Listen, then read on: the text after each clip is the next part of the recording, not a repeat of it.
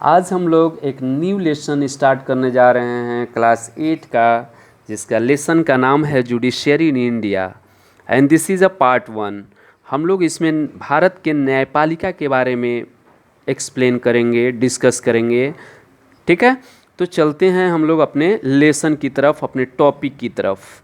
तो कह रहा है कि what is judiciary of India, India का न्यायपालिका क्या है, किस तरह से काम करती है, उसके बारे में आज हम बात करने जा रहे हैं। तो ऑलरेडी वी नो दैट, जैसा कि हम जानते हैं, सब जानते हैं हम लोग, कि न्यायपालिका जो है, जो जुडिशियरी है, judiciary is the third organs of the government. ये क्या है? तीसरा ऑर्गन्स ऑफ द गवर्नमेंट है भारत का। ठीक, अब कह रहा है कि और दो कौन सा ऑर्गन्स है सरकार का? तो दो ऑर्गन्स हैं, एक है लेजिस्लेचर और एक है एक्सिक्यूटिव, यानी लेजिस्लेटिव एंड एक्सिक्यूटिव, एंड तीसरा है जुडिशियरी। यानी सरकार का तीन मुख्य अंग हैं, जिसमें से तीसरा अंग जो है आपका जुडिशियरी है। अब कह रहा है कि जुडिशियरी का मतलब क्या होता है? तो अगर हिंदी में बात करें तो इसका मतलब होता है न्यायपालिका। न्यायपालिका, न्यायपालिका है क्या? तो कह रहा है कि न्यायपालिका संप्रभुता संपन्न राज्यों की तरफ से कानून का सही अर्थ निकालती है एवं कानून के अनुसार न चलने वालों पर दंड निर्धारित करती है, पनिशमेंट निर्धारित करती है। ठीक है, यानी हम दूसरे शब्दों में कह सकते हैं कि न्यायपालिका व्यक्तियों या समूहों या सरकार के बीच उत्पन्न विवादों को कानून के शासन के आधार पर निपटने के लिए स्वतंत्र बॉडी है। ठीक है, यानी यह विवादों के समाधान और दोषियों को सजा सुनाने का एक क्या है? सिस्टम है। क्लियर? तो अब विस्तार पूर्वक बात करें। ये क्लियर हो गया कि जुडिशियरी क्या है। तो जुडिशियरी एक ऐसा सिस्टम है जिसमें विवादों के समाधान और दोषियों को सजा सुनाने का ये काम करती है। अब कह रहा है कि ये जो जुडिशियरी है, ये ऑर्गन्स है किसका? तो गवर्नमेंट ऑफ इंडिया का। तीन ऑर्गन्स होता है, लेजिस्लेटिव, एक्सिक्यूटिव एंड जुडिशियरी, जिसमें से ये तीसरा ऑर्गन्स मुख्य रूप से जुडिशियरी को माना जाता है। और ये जो ऑर्गन है, that is responsible for the legal system. यानी जो जुडिशियरी है ये रिस्पॉन्सिबल है किसके लिए? फॉर द लीगल सिस्टम के लिए। क्या करने के लिए? To sort out the conflicts between the people, government on the basis of law. यानी न्यायपालिका व्यक्ति या समूहों या सरकार के बीच उत्पन्न विवादों को कानून के शासन के आधार पर निपटने के लिए स्वतंत्र निकाय है, स्वतंत्र बॉडी है। ठीक है, यानी हम दूसरे शब्दों में कह सकते हैं कि इट इज़ इंडिपेंडेंट बॉडी, यानी ये किसी पर डिपेंड नहीं होता है। In other words, judiciary that is a branch of the government, ये गवर्नमेंट का ही ब्रांच है, that interprets the laws and settle dispute and administers justice to all citizens. यानी कह सकते हैं कि दूसरे शब्दों में हम कह सकते हैं कि जो जुडिशियरी है वो क्या है? गवर्नमेंट का ब्रांच है और एडमिनिस्ट्रेटर रूप से ये क्या करती है? न्याय देने का काम करती है सभी लोगों को। ठीक है, उसके बाद नेक्स्ट टॉपिक की बात करें हम, तो कह रहा है कि function of the judiciary, judiciary का काम क्या है, एक्चुअल में इसका काम क्या है, किस तरह से कार्य करती है? तो कह रहा है कि it take care of the fundamental right of the people and protest them. ये क्या करती है? जो संविधान के अनुसार लोगों को फंडामेंटल राइट्स दिया गया है, जो मौलिक अधिकार दिया गया है, उसको ये रक्षा करती है। उसको क्या करती है? केयर भी करती है और लोगों के अधिकार को प्रोटेक्ट करने में ये क्या करती है? मदद करती है। कौन? जुडिशियरी। दूसरा काम क्या करती है? तो it helps in a resolving civil dispute on the basis of law. यानी ये क्या करती है? जो डिस्प्यूट, जो कन्फ्लिक्ट्स हो जाता है, जो दोषियों को ये क्या करती है? सज़ा सुनाने का भी काम करती है, और जो समाधान है उस समाधान को खोजने में भी ये मदद करती है। किसके आधार पर? तो on the basis of law के आधार पर, कानून के शासन के आधार पर निपटने के लिए ये क्या करती है? हेल्प करती है। तीसरा क्या है it helps in a carrying out the major political decision. और क्या करती है, ये कैरी आउट करती है मेजर पॉलिटिकल डिसीजन को भी ये क्या करती है, उसको समाधान खोजने में ये मदद करती है। ठीक है, नेक्स्ट है हमारा कि it ensure that constitution is a supreme law of the country. और ये भी इंश्योर करती है कि जुडिशरी ये भी इंश्योर करती है कि जो हमारा संविधान है, संविधान को supreme law of the country का भी दर्जा देती है। इसके माध्यम से, जुडिशरी के माध्यम से कहती है, इंश्योर करती है, उसको सुरक्षित करती है कि, और कहती है कि जो हमारा कॉन्स्टिट्यूशन है इंडिया का, इट इज़ द क्या है, supreme law of the country है। ये इसका काम है। उसके बाद चौथा, पांचवा काम इसका है, फिफ्थ, कि to give the justice to the every people. हर एक आदमी को न्याय देने में ये क्या करती है, मदद करती है, और न्याय दिलाने का काम करती है और न्याय देती है। ये था हमारा जुडिशरी का फंक्शन, ये काम है। आगे देखते हैं क्या है, तो कह रहा है कि structure of the Indian judiciary, जो भारतीय न्यायपालिका का जो संरचना है वो कितने भागों में बटा हुआ है। तो कह रहा है कि मुख्यतः रूप से अगर देखा जाए एट प्रेजेंट टाइम तो ये 4 भागों में बट गया है, लेकिन शुरू में हम लोग पढ़ते आ रहे हैं 3 के बारे में बात जानते हैं कि हमारा the structure of the our judicial system जो है, मैकेनिज्म ऑफ द कोर्ट है, वो क्या होता है कि lower court to highest level of court is like a pyramid का शेप ले लेता है। यानी सबसे पहले हम अपने कन्फ्लिक्ट्स को, अपने डिस्क्रिमिनेशन को, अपने प्रॉब्लम को सॉर्ट आउट कहाँ करते हैं, तो सबऑर्डिनेट कोर्ट में। यानी कहने का मतलब कह सकते हैं कि लोकल कोर्ट, यानी पंचायती लेवल पर हम अपने कोर्ट, अपने विवादों का निपटारा करते हैं। अगर वहाँ पर पंचायती लेवल पर जब हमारा विवाद का निपटारा नहीं होता है, तब हम क्या करते हैं, डिस्ट्रिक्ट कोर्ट में जाते हैं। डिस्ट्रिक्ट कोर्ट में अगर हम सेटिस्फाइड नहीं हैं अपने केस को लेकर, अपने सुनवाई को लेकर, then we will go to the high court. तब हम कहाँ जाते हैं, हाई कोर्ट में जाते हैं। हाई कोर्ट के जज के द्वारा या उस कोर्ट के द्वारा अगर जजमेंट जो दिया गया और हम उससे संतुष्ट नहीं हैं, सेटिस्फाइड नहीं हैं, तो then we will go to the supreme court. तब हम कहाँ जाते हैं, सुप्रीम कोर्ट।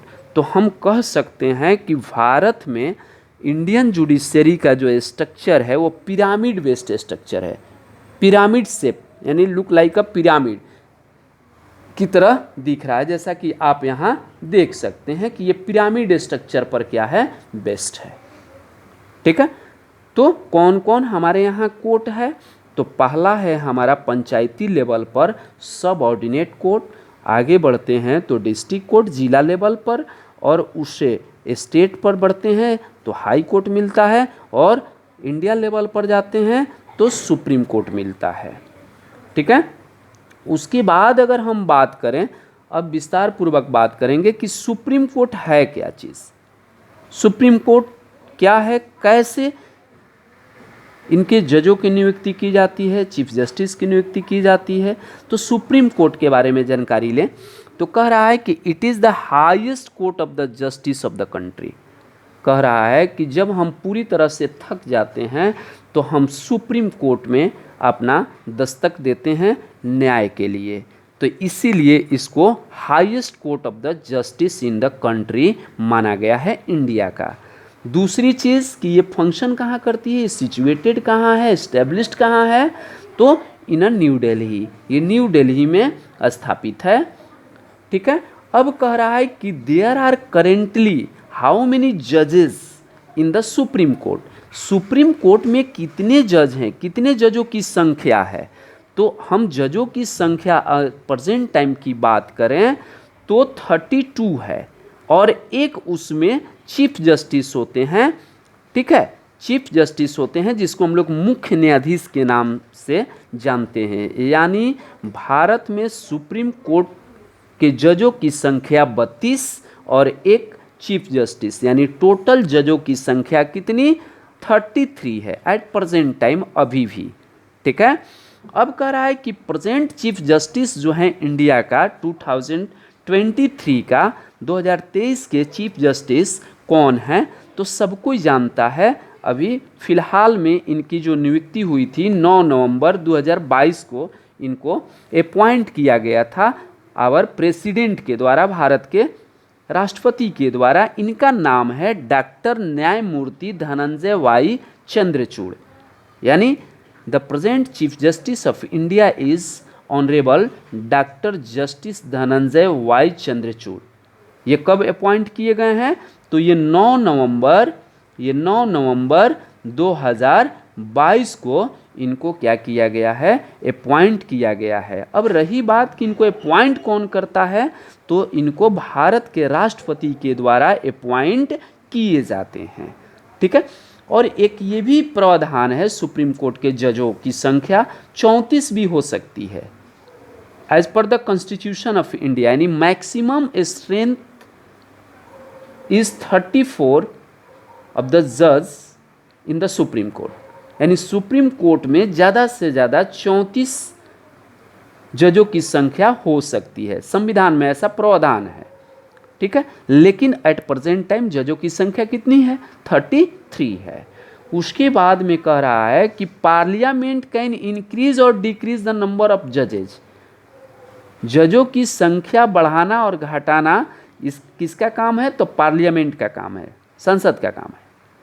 और कह रहा है कि the president of India appoints the chief justice of India. Chief justice of India के जजों को अपॉइंट कौन करता है? हाई कोर्ट के जज हों या सुप्रीम कोर्ट के जज हों, कौन करते हैं? तो प्रेसिडेंट करते हैं। भारत के राष्ट्रपति के द्वारा उनका क्या होता है? अपॉइंटमेंट किया जाता है। अब रही बात सुप्रीम कोर्ट, तो जान गए कि supreme court the highest court of the justice है इन आवर कंट्री का। ये न्यू दिल्ली में सिचुएटेड है। और सुप्रीम कोर्ट में जजों की संख्या कितनी है? तो 33 है, इंक्लूडिंग द चीफ जस्टिस को लेकर। कौन अभी प्रेजेंट टाइम में चीफ जस्टिस हैं? भारत का मुख्य न्यायाधीश कौन है? तो डॉक्टर न्यायमूर्ति धनंजय वाई चंद्रचूड़ हैं। डॉक्टर न्यायमूर्ति धनंजय वाई चंद्रचूड़ हैं। और ये घटाया भी जा सकता है, बढ़ाया भी जा सकता है पार्लियामेंट की तरफ से, लेकिन कॉन्स्टिट्यूशन में मात्र 34 जजों की संख्या के बारे में बात कही गई है। और ये राष्ट्रपति के द्वारा इनको अपॉइंट किया जाता है। आगे हम लोग चलते हैं। देख रहे हैं कि कह रहा है कि सुप्रीम कोर्ट के जज बनने के लिए, ठीक है, क्वालिफिकेशन क्या चाहिए? कौन आदमी जज बन सकता है सुप्रीम कोर्ट का? तो कह रहा है कि इसके लिए टर्म एंड कंडीशन है। अगर if you want to become a जज ऑफ द सुप्रीम कोर्ट, अगर आप बनना चाहते हैं, तो we should have a citizen of India.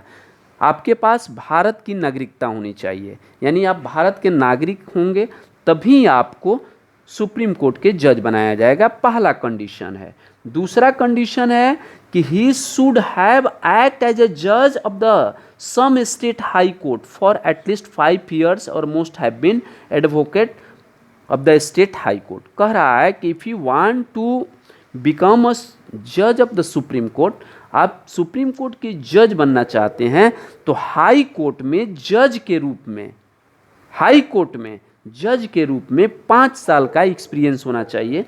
5 साल तक आप हाई कोर्ट में जज के रूप में काम किए हों, तभी आप क्या कर सकते हैं? सुप्रीम कोर्ट के जज बन सकते हैं। तीसरा चीज़ क्या कह रहा है कि for a period at least 10 years, कम से कम अगर स्टेट कोर्ट में आप एडवोकेट के रूप में काम कर रहे हैं तो कम से कम 10 साल का एडवोकेट किए हुए होना चाहिए, एक्सपीरियंस होना चाहिए।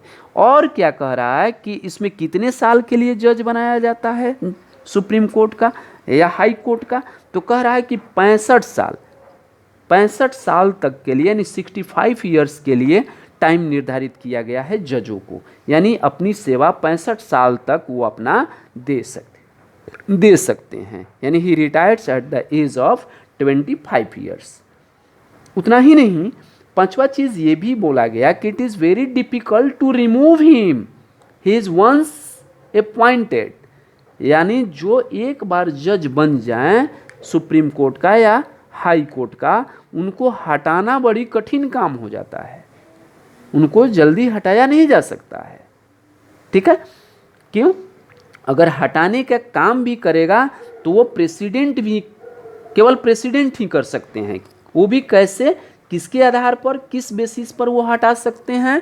The president can remove a जज only a certain ground of the mental infirmity और मिसबिहेवियर। अगर मेंटली वो डिस्टर्ब हैं जज, तभी वो प्रेसिडेंट के द्वारा हटाए जा सकते हैं। मिसबिहेवियर अगर किसी के साथ कर रहे हैं तभी उनको हटाया जा सकता है। उतना ही नहीं, इनको हटाने के लिए स्पेशल प्रावधान है, यानी 2/3 majority of the parliament should be removed जज of the supreme court. Supreme court को हटाने के लिए पार्लियामेंट में 2/3 मेजोरिटी चाहिए, उनके अगेंस्ट में आवाज़ उठनी चाहिए, तभी हम उसको हटा सकते हैं, अन्यथा नहीं हटा सकते हैं। But it is not easily available. और ये 2/3 मेजोरिटी लाना पार्लियामेंट में, it is a very tough work, ये आसान काम नहीं है। तो इसलिए एक बार जो जज बन जाते हैं उनको हटाना बड़ी मुश्किल होता है। और कह रहा कि द जज are not allowed to start their practice after the retirement. और ये भी कहा गया है कि आप जज बन गए और 65 साल सेवा देने के बाद अगर आप रिटायर्ड हो जाते हैं तो आप प्राइवेट रूप से कोई भी प्रैक्टिस जज के रूप में या वकालत नहीं कर सकते हैं। तो ये हमारे क्वालिफिकेशन ऑफ जज के बारे में हम लोगों ने जानकारी लिया। ठीक है my dear student, thank you for watching me and listening me. I request to all student, like, share and subscribe with the other person. Thank you. Bye bye.